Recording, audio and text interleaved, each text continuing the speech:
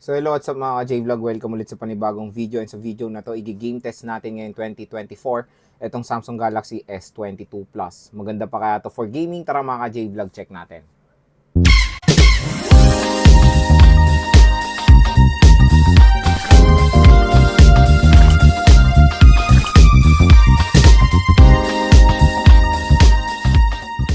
So, 5 games ang ating itetest sa S22 Plus, and quick reminder lang na powered to ng Qualcomm Snapdragon 8 Gen 1 chipset. So, napakalakas ng chipset nito.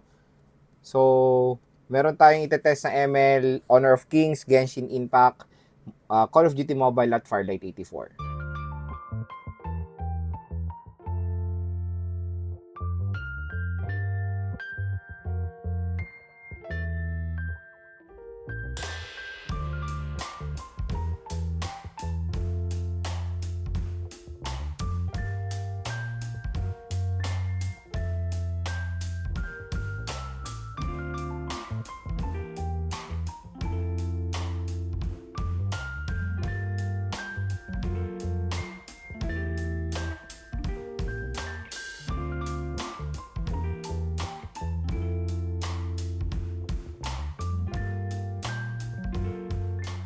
So pagdating sa Mobile Legends, kung makikita nyo naman, maganda yung performance in S22 Plus. Smooth siya.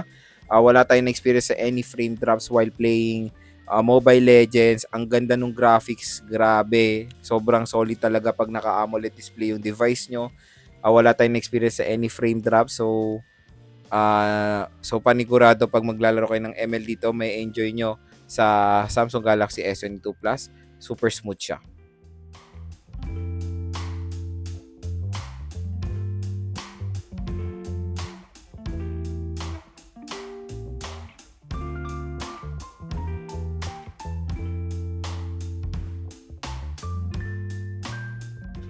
So pagdating sa Honor of Kings, ayan, napakaganda rin ng performance ng Samsung Galaxy S22 Plus.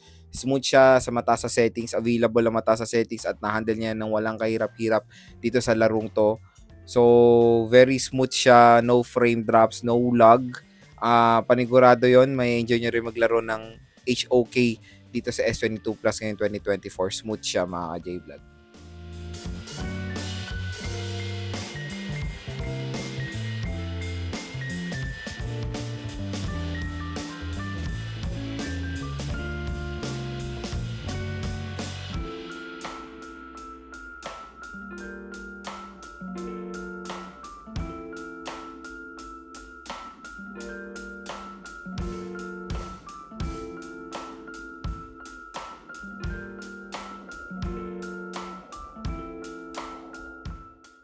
So pagdating sa Farlight 84, solid, ang ganda. Para na ako naglalaro ng nasa PC na eh. So ganun yung niya, ganun yung experience ko. So far wala rin ako na experience sa mga malalang frame drops while playing. Lahat din available sa mataas sa settings at kaya niyang i-handle. Ganyang kalakas ang Qualcomm Snapdragon 8 Gen 1 chipset. Kayang-kaya niyang mag-handle ng lahat ng mga modern games ngayon. Even itong Farlight 84 na isang heavy game din. Tapos nasa high settings pa, movement and all ay okay. Kaya pag nakikipag-battle din tayo, wala tayong experience sa mga masasakit na ulo na frame drops, and of course lag, wala tayong experience sa lag, no delay dito sa Farlight 84 sa S22 Plus.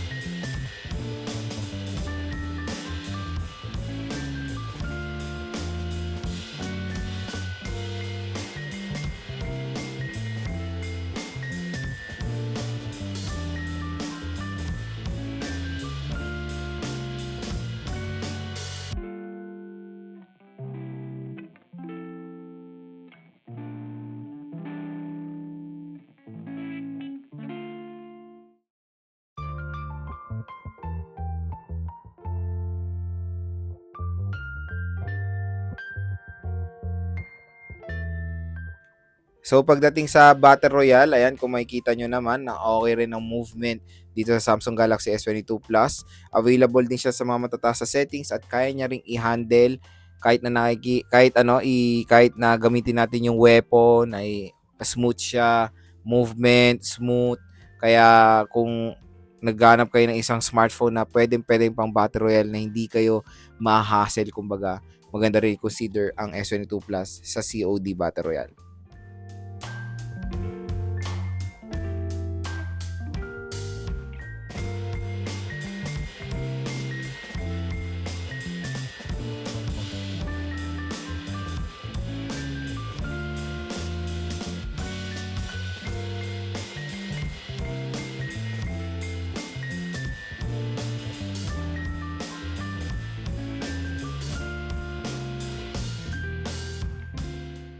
So when it comes sa COD multiplayer, grabe, ang ganda ng movement niya. Sobrang smooth yung rotation pag nakikipag-battle ako, hindi ako nahihirapang mag-aim. Wala siyang frame drops kahit na nakikipag one-on-one battle ka. Siyempre, yung AMOLED display talagang nakakadagdag sa enhancement ng laro. So solid, very detailed yung graphics ng multiplayer. Siyempre, mas maganda performance nitong multiplayer compare sa Battle Royale kasi mas lighter yung load nito. Kaya matik, super smooth ang Battle Royale, ay super smooth ang multiplayer dito sa Samsung Galaxy S22 Plus.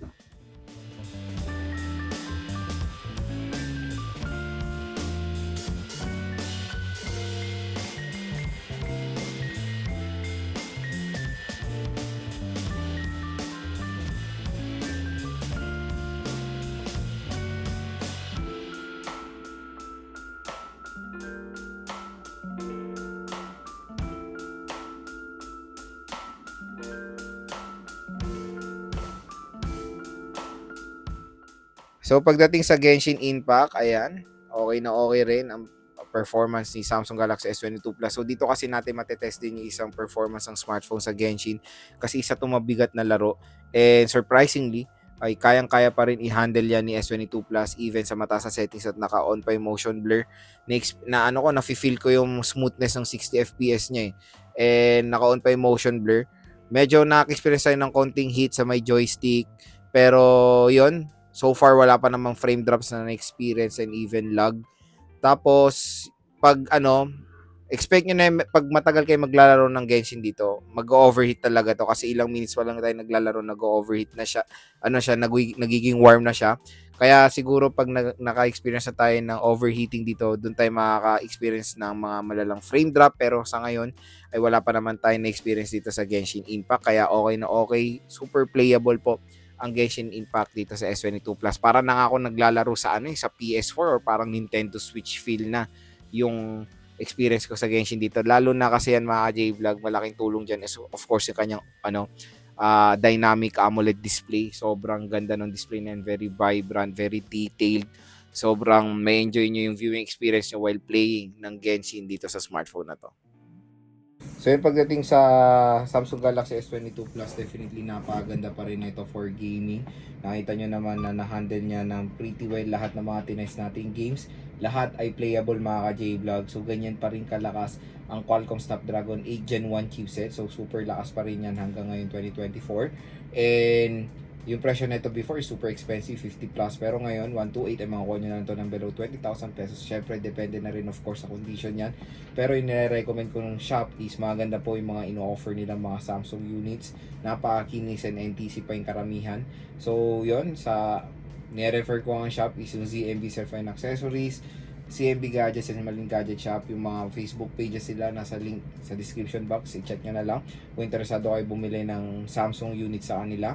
And kung i-rate ko yung gaming performance ng S22 Plus ngayon 2024, 1 ang lowest, ang highest score ko dito nasa perfect 10. Nakadagdag yan of course yung napakagandang display nitong smartphone na to. Yung AMOLED niya, nakakadagdag yan sa enhancement ng graphics na nilalaro nyo, and even the dual stereo speakers, napakalakas. Sobrang solid kumbaga yung speakers nitong S22 Plus. Paniguradong kaya pa rin makipagsabayan ng S22 Plus sa mga bagong labas sa mid-range smartphone ngayon 2024. Even mas better pa nga yung chipset nito compare sa mga ibang 5G mid-range smartphone na lumalabas ngayong taon. So, ganyan kalakas pa rin ang Qualcomm Snapdragon 8 Gen 1. Syempre, flagship performance yan sa murang halaga na lang ngayon 2024.